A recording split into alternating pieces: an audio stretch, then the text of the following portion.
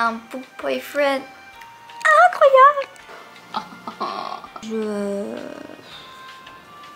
Non, c'est n'importe quoi. Je crois que ce personnage il va crever à un moment donné parce que vraiment j'en peux plus. Hein. Comment ça? Je croyais que ton père était mort. Bonjour tout le monde, moi c'est Lilia et bienvenue pour cette nouvelle vidéo. Si vous avez vu ma vidéo sur ma pile à lire de l'été 2024, vous savez que j'ai décidé de lire une nouvelle saga et cette fois-ci j'aimerais lire la saga Shadow Me. Je me suis dit que étant donné que Shadow Me c'est une saga quand même assez populaire et que beaucoup de personnes l'ont bien aimé, ou en tout cas les retours que j'ai lus sur les réseaux sociaux sont toujours très positifs concernant cette saga, je me suis dit que j'allais faire un vlog de lecture pour la saga Shadow Me. Il risque d'avoir pas mal de spoil parce que vraiment je réagis à vif sur la lecture sur la saga Shadow Me.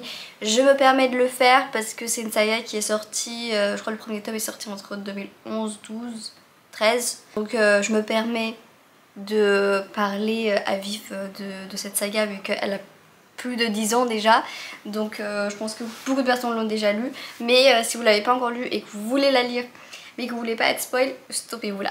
À l'heure où je commence cette vidéo, ce vlog, j'ai déjà lu le premier tome. Le premier tome je l'ai lu en 2022 déjà une fois. J'avais envie de relire le premier tome pour avoir tous les détails en tête parce que je vais pas faire du gros react sur une relecture. Plus de ça, le premier tome je l'ai pas tant apprécié que ça. J'avais mis, je crois que j'avais mis 3 étoiles. D'ailleurs vous pouvez retrouver tous mes avis en globalité de tous les livres que je lis en général sur mon Goodreads. Je vous le mets en barre d'infos si ça vous intéresse. Je trouvais que le tome 1 c'est vraiment une sorte de prologue, un gros prologue pour l'histoire. Il se passe 3 grandes actions. Le fait que Juliette sorte de l'asile, qu'elle s'échappe des bras de Warner et qu'elle arrive au point Oméga.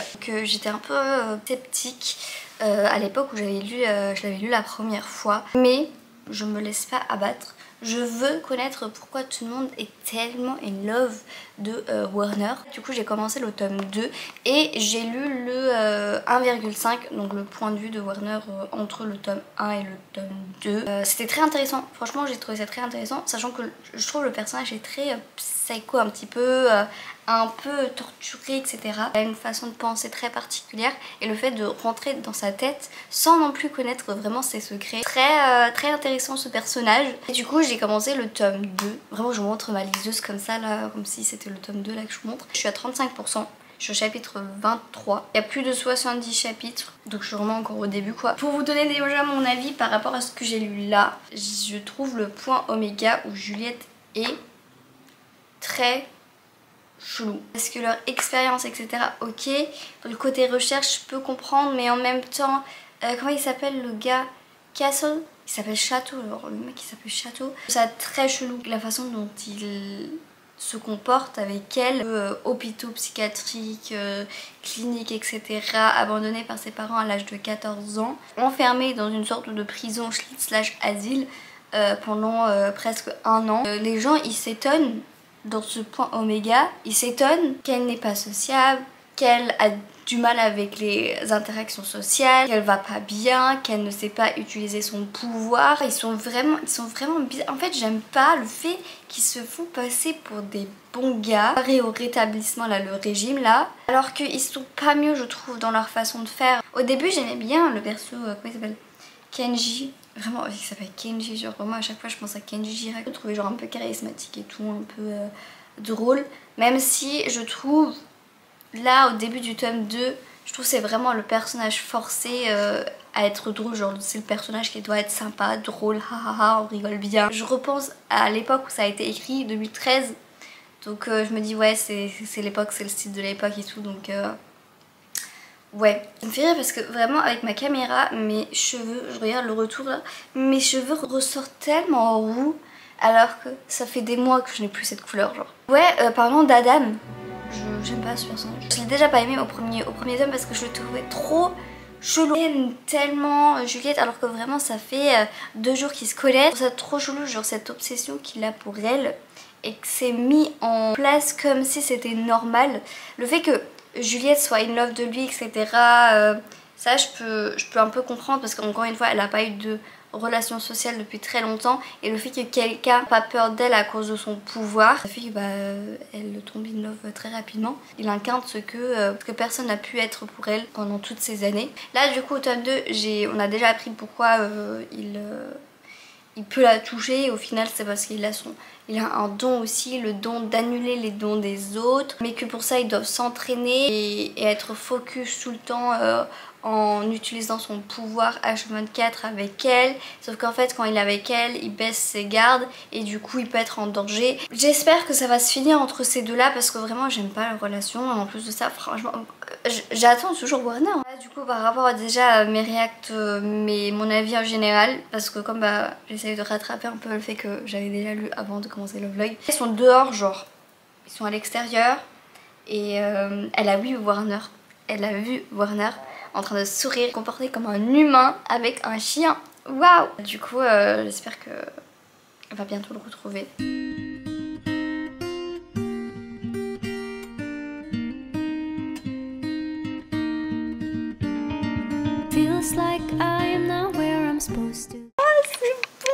Elle a enfin appris le nom de Erin Warner. Ah, je pensais pas qu'on l'appellerait comme ça. Mais en vrai c'est sympa. Malheureusement vu que la saga des livres est quand même déjà assez vieille, je savais déjà que Warner s'appelait Erin. C'est cool le fait de pas savoir le nom de l'antagoniste slash protagoniste, je suppose. Avant la moitié, oui, on est à 52% du tome 2 quoi. Franchement j'aime bien parce que vraiment faut savoir que dans le tome 1,5, alors qu'on est dans le point de vue de Erin, on ne sait pas comment il s'appelle encore à ce moment là, genre c'est dingue. Au début j'étais un peu sceptique par rapport à la plume, mais je commence à bien aimer. En fait la psychologie de Juliette est bien mise en place, ses doutes etc sont bien présents et tout, j'aime beaucoup. Comment ça c'est ton père? Attendez, j'ai besoin qu'on discute. Comment ça le père de Warner, de Erin, c'est le père de Adam? Est-ce qu'on m'explique? C'est quoi ce cliffhanger là à la fin? C'est mon père, cet homme est mon père. Comment ça? Je croyais que ton père était mort. Ça veut dire que Erin et Adam sont frères, et que c'est pour ça que du coup Erin peut aussi toucher Juliette parce qu'ils ont du coup le même pouvoir. L'un est brun aux yeux bleus, l'autre est blond aux yeux verts. Enfin, ils ont pas la même mère. Mais je sais pas, je trouve ça très bizarre. Honnêtement, je comprends pas en fait pourquoi c'est un secret, pourquoi c'est censé être un secret le fait que Erin peut la toucher, tout comme Adam. En fait je comprends pas pourquoi elle veut garder ça secret. Là, la fin du chapitre, elle dit je commence à me demander pendant combien de temps je vais encore devoir garder mon secret. En fait pourquoi tu le gardes? J'ai pas compris.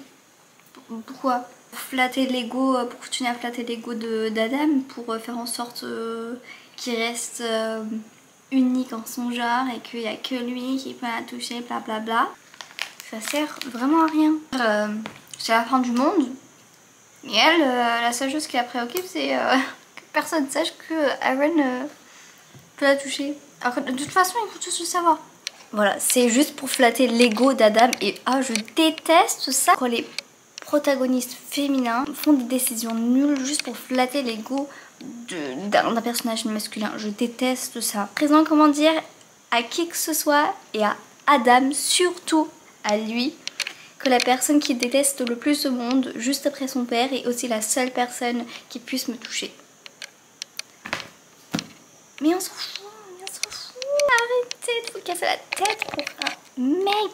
Le fait qu'elle a envie de rester auprès de Erin, mais qu'elle ne le fait pas, en prétexte, en disant que va penser Adam.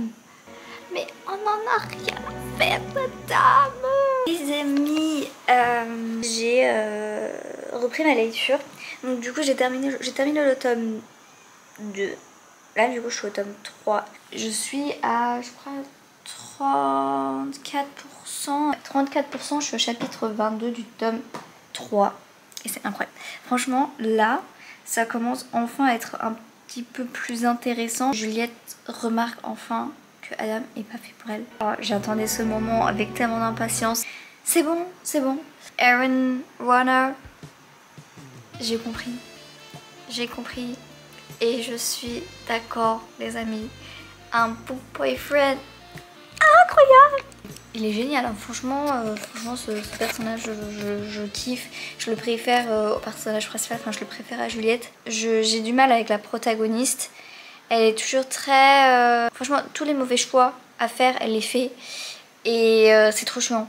C'est trop chiant parce que tu sais très bien que l'histoire pourrait tellement plus vite avancer si elle acceptait l'aide de Warner par exemple dès au moins du tome 2 en fait. J'ai rendu compte là, dans le tome 3 que si elle avait accepté l'aide de Warner au tome 1, il y aurait beaucoup moins d'histoire. Bah oui meuf. Mais écoute, tu voulais faire ta crise, tu as fait ta crise. Voilà, le point Oméga il est détruit. Et bah en vrai, genre c'est méchant de dire ça comme ça, mais franchement je suis contente que le point Oméga est détruit parce que franchement c'était trop un lieu malsain. Enfin genre tu peux pas vivre là-dedans. Enfin en tout cas que Juliette soit loin de ça parce que vraiment elle pouvait pas être bien dans cet endroit. Le fait que Warner, parce que du coup avec Juliette ils ont eu une grosse discussion quand il l'avait re-emmenée chez lui.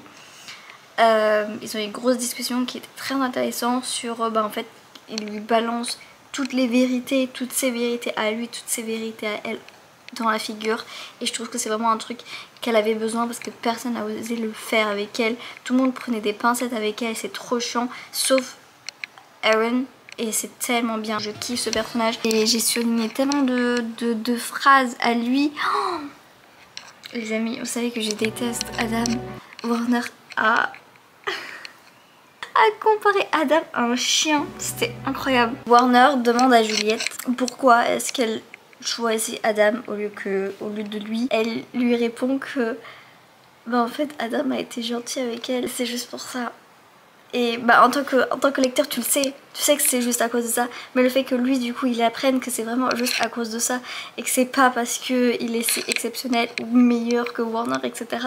C'est vraiment juste parce que c'est la première personne qui lui a tendu la main après toutes ces années de souffrance, mais ça ne veut pas dire que c'est la personne qui est faite pour elle. Du coup quand elle lui a dit qu'elle avait choisi Adam juste parce qu'il est gentil avec elle, il a osé lui dire tu devrais adopter un chien mon cœur. J'ai entendu dire qu'ils partageaient les mêmes qualités.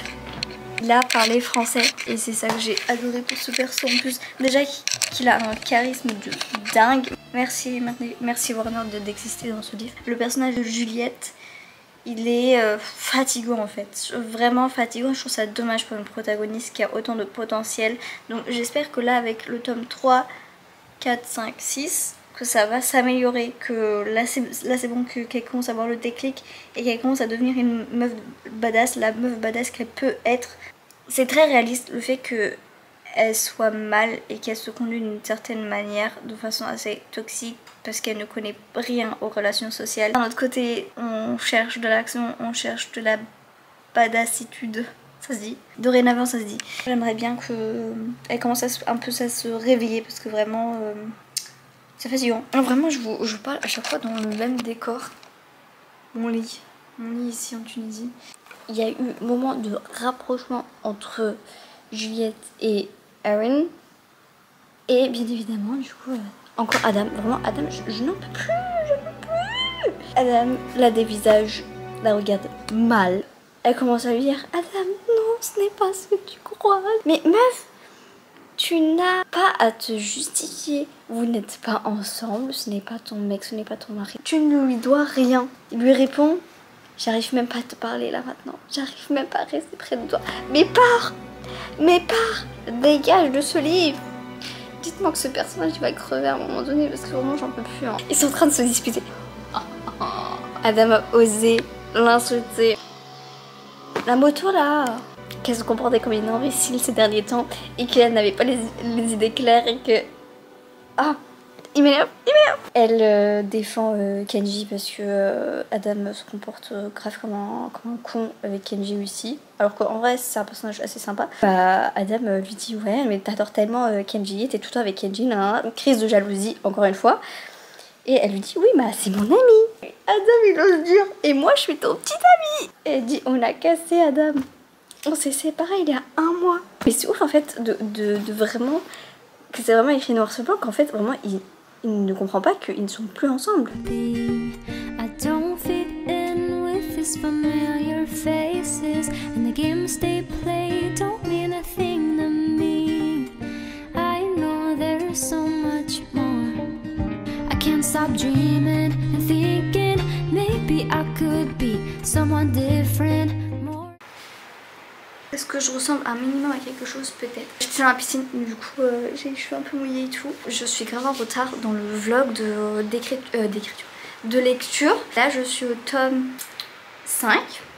Oui 5, je suis au tome 5, jour 6. Du coup je suis à l'avant-dernier tome. Et la dernière fois où on s'est parlé ici, j'étais au tome 3. Le tome 3 je l'ai adoré. Alors vraiment je l'ai adoré, je pense que c'est mon préféré pour l'instant. En fait la relation de Aaron et Juliette s'est enfin concrétisée. Elle était badass, elle a fait les choses comme il fallait et tout, c'était trop bien. Elle a remballé Adam comme il fallait. Oh là là, qu'est-ce qui m'a saoulée. Ensuite est arrivé le tome 4 et le tome 4, je m'explique. Je l'ai pas vraiment aimé, pas parce que c'était m'a fait quoi que ce soit, mais juste parce que moi ça m'a déprimée. Le tome 4 est déprimant. Les klaxons là. J'ai la fenêtre grande ouverte là. Je les ai même pas montrées, mais là c'est la mer là-bas. Alors ce qui est bien, c'est que tu as le point de vue de Warner et le point de vue de Juliette. À la base t'avais que le point de vue de Juliette, sauf les tomes 0,5, donc 1,5, 2,5. Où du coup t'avais le point de vue de Warner dans le 1,5, le 2,5 c'est le point de vue d'Adam, bien évidemment que je ne l'ai pas lu. Du coup on a le point de vue de Warner et de Juliette. Et j'étais trop contente de revoir un peu le point de vue d'Aaron parce que je kiffe ce personnage. Vraiment je pense qu'en fait Shadow Me, je lis ça que pour lui.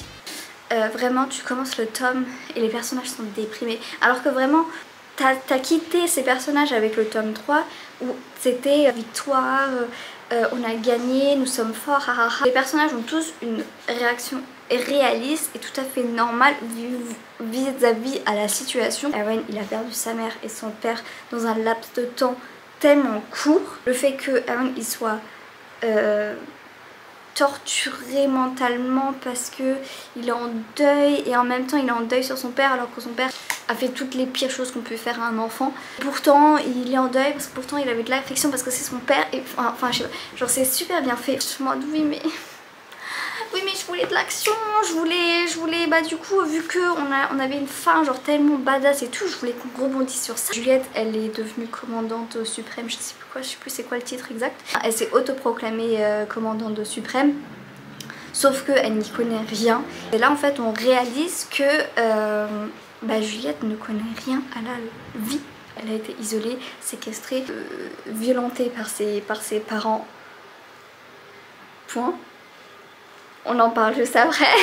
Et c'est tout à fait normal qu'elle n'y connaisse rien et pourtant c'est tellement chiant. Parce que du coup ça te freine dans l'élan qu'on t'a laissé avec le tome 3 et je sais même pas comment les personnes ont fait quand le tome 3 est sorti et qu'en fait ils ont dû attendre le tome 4 et qu'au final ils ont tellement attendu pour avoir un tome déprimant comme ça quoi. Juliette elle n'y connaît rien, elle sait pas comment commander, elle ne connaît pas toutes les formalités, tout ce qu'il faut faire, toute la paperasse, elle n'y connaît rien. Elle ce qu'elle sait faire c'est se battre et voilà sur le champ de bataille et voilà.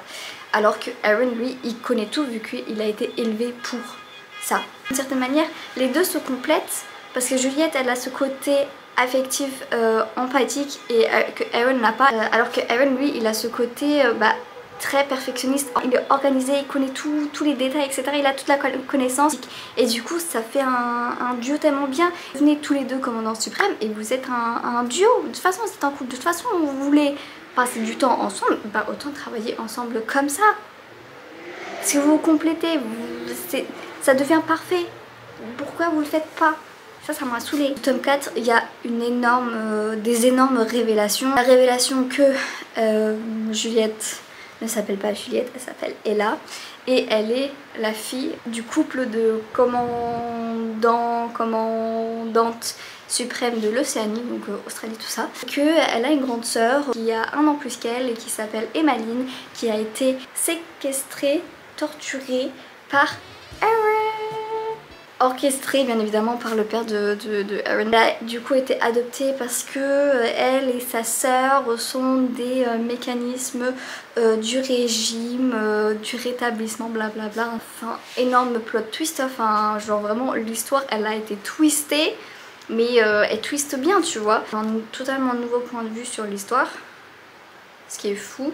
Je sais pas, genre ça m'a pas... En fait c'était ouf et en même temps ça m'a pas tant touché que ça. Parce que j'étais en mode ouais, enfin là ça part un peu, ça part un peu loin. C'est très intéressant mais pourtant c'est pas l'histoire qui était venue à la base quoi. Enfin j'ai pas trop aimé le tome 4.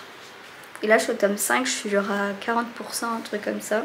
Les parents biologiques de Juliette donc Ella, c'est des psychopathes. Genre vraiment il y a des délires de seringues,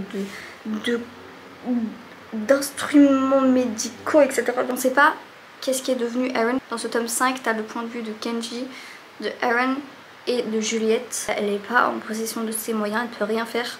On subit juste la situation dans laquelle elle vit. Kenji, c'est le point de vue du coup de tout le monde qui est au secteur 45. Eren, c'est que des flashbacks. Genre on ne sait pas ce qu'il devient. J'arrive pas à apprécier ma lecture actuellement. J'arrive pas à apprécier ma lecture parce que j'arrête pas de me répéter dans ma tête que ce qui est en train de se passer, ça n'a rien à voir. En fait, j'arrive pas à apprécier le plot twist qui est tellement énorme. J'ai l'impression que depuis le tome 4, l'autrice a... que tout ce qui vient après le plot twist qu'elle a installé, que c'est des trucs qu'elle n'avait pas prémédité en écrivant le tome 1 par exemple, parce que ça ne s'accorde pas. Je trouve l'excuse de effacer la mémoire des personnages principaux qui se connaissent depuis leur enfance, c'est trop simple. Juliette / Ella et Eren se connaissent depuis qu'ils sont tout petits et se recroisent à plusieurs moments de leur vie. Et à chaque fois ils sont attirés l'un envers l'autre, ce qui est très beau. Mais le fait qu'à chaque fois on leur efface la mémoire et du coup ils ne se rappellent plus. Et là, bim, comme par hasard, maintenant qu'il y a le plot twist, maintenant que le lecteur sait ce qui se passe, les personnages se souviennent de tout. J'avais pu accepter l'excuse de l'effacement de mémoire pour Nazera, je crois, elle s'appelait comme ça, la fille du commandant suprême de l'Asie. Elle, c'était une seule fois qu'on lui a effacé la mémoire. Alors que Eren et Juliette, c'était tout le temps. Genre, je comprends pas comment leur cerveau fonctionne encore. En fait, ça revient tout le temps. Bam, effacement de mémoire. Bam, et on efface la mémoire. Et là. Ça revient trop. Et d'ailleurs, c'est expliqué nulle part comment ils font pour effacer la mémoire des personnages. J'arrive pas à trouver la nouvelle intrigue crédible. Je commençais vraiment à kiffer l'intrigue et tout. Et là, ça gâche. Tome 5, je mets pas plus que 2 étoiles. Et je suis désolée, hein, vraiment. Pourtant, je suis quelqu'un qui met très rapidement, très facilement des 5 étoiles. Genre vraiment, je suis pas quelqu'un de très sévère quand je note. Mais là, je n'apprécie pas, j'apprécie pas ma lecture et je suis dégoûtée.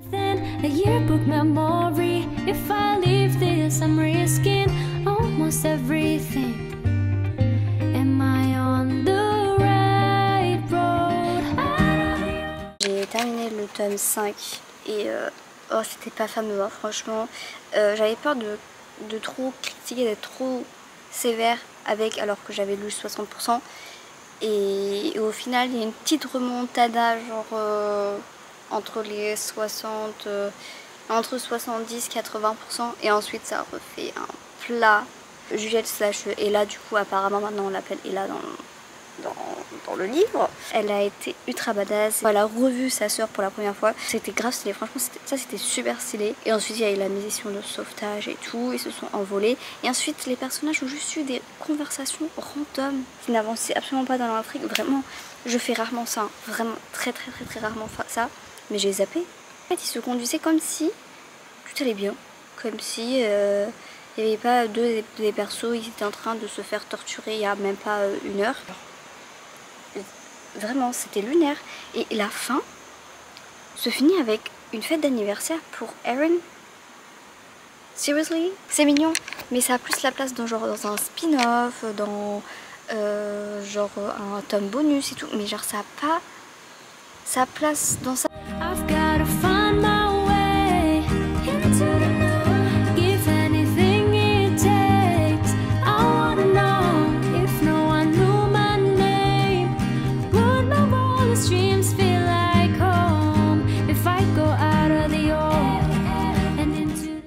je vous fais vite fait une réaction à chaud. Minuit 19 maintenant.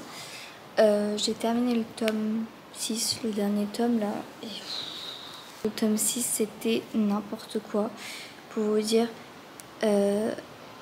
c'était la même intrigue que le tome 5 en fait. Juliette / Ella se fait kidnapper. De là, on efface sa mémoire. Ses amis viennent la chercher en avion, la sauvent, elle bat le méchant et ensuite, tout va bien. Et à la place de la fête d'anniversaire, il y a eu le mariage.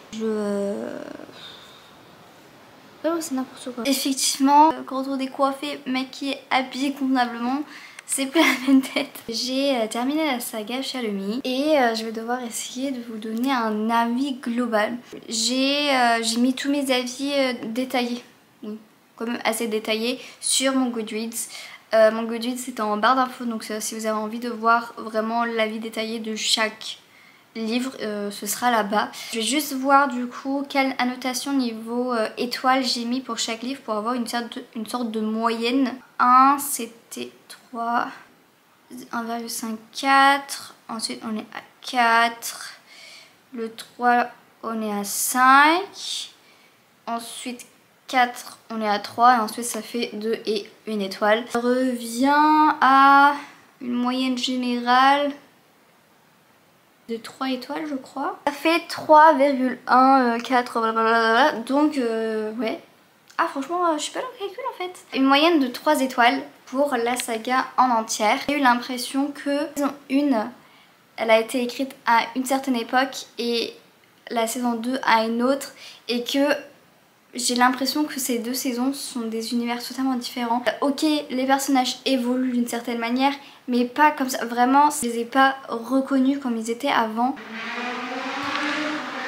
On m'a dit sur Insta, il y a beaucoup d'années d'écart entre la saison 1 et la saison 2 et c'est quelque chose que j'ai remarqué sans le savoir. Les 3 premiers tomes étaient bien, même si le premier je l'ai trouvé un peu lent parce que j'ai surtout l'impression que le premier tome c'était une sorte de prologue pour l'histoire globale. J'avais bien aimé c'est le 1,5, le point de vue d'Aaron, de comprendre en fait la psychologie de Aaron et de Juliette est tellement bien faite. Le fait qu'il y a des moments d'hésitation, j'ai beaucoup aimé le fait que Juliette était obsédée par les chiffres, par le calcul et c'est quelque chose qui s'est perdu au fur et à mesure des livres et je trouve ça dommage. J'ai adoré le fait qu'on comprenne que du premier tome on avait une sorte de point de vue biaisé par un avis non objectif de Juliette par rapport à Aaron. Et le fait qu'on apprenne ensuite à prendre correctement Aaron, on comprend qu'en fait, tout ce qu'on a vu à travers les yeux de Juliette était parce que c'était comme elle voyait les choses. Au final, quand on retrouve le point de vue de Aaron, c'est trop intéressant en fait cette psychologie. J'ai adoré le personnage de Aaron du début jusqu'à la fin, je l'ai adoré. Je trouvais ça trop dommage parce que pendant la saison 2 il est plus devenu un personnage secondaire alors qu'on avait son point de vue. Il est devenu une sorte de personnage secondaire qui ne servait à rien, ou en tout cas il ne faisait rien, il était uniquement le petit ami de Juliette. Juliette a vraiment le syndrome du main character. Je dois sauver le monde entier, tout est de ma faute, c'est moi, moi et moi. J'ai beaucoup de mal avec Juliette dans la première saison ou dans la deuxième. J'ai pas réussi à m'attacher à elle. Je sais pas si je l'ai dit, mais le fait que dans le tome 5 et 6, Juliette se fait disséquer comme si c'était un vulgaire objet de la science par sa propre mère. J'ai pas vu de trigger warning nulle part. Genre personnellement j'avoue que j'aurais bien aimé en avoir. Parce que c'est pas non plus des scènes hyper chouettes, surtout que c'est pas des scènes qui durent genre 2-3 pages, ça dure 60% du livre. Ah oui, d'ailleurs parlons Juliette / Ella, j'ai pas aimé le fait qu'on switch entre Juliette et là Juliette. À un moment donné du coup c'est Juliette et ensuite elle dit mais tu sais que mon vrai prénom c'est Ella et du coup les gens l'appellent Ella et au final les gens ne respectent pas le fait qu'elle veut qu'on l'appelle Ella et du coup ils l'appellent quand même Juliette. Ensuite elle-même se retrouve, s'identifie mieux à Juliette et en même temps non parce que ce prénom lui a été donné par le père de Aaron. Il y a des moments où du coup t'as Juliette en point de vue et ensuite c'est Juliette barré Ella, ensuite c'est Ella barré Juliette, ensuite c'est les deux barrés, ensuite les deux... choisi. Contente d'avoir compris la hype pour Eren Warner et je suis totalement d'accord. Franchement, je l'accepte. Franchement, pour moi, c'est le meilleur personnage de toute la saga. Je vais terminer ce vlog de lecture ici. J'espère qu'il vous a plu. Et on se retrouve très bientôt pour de nouvelles vidéos. Bisous!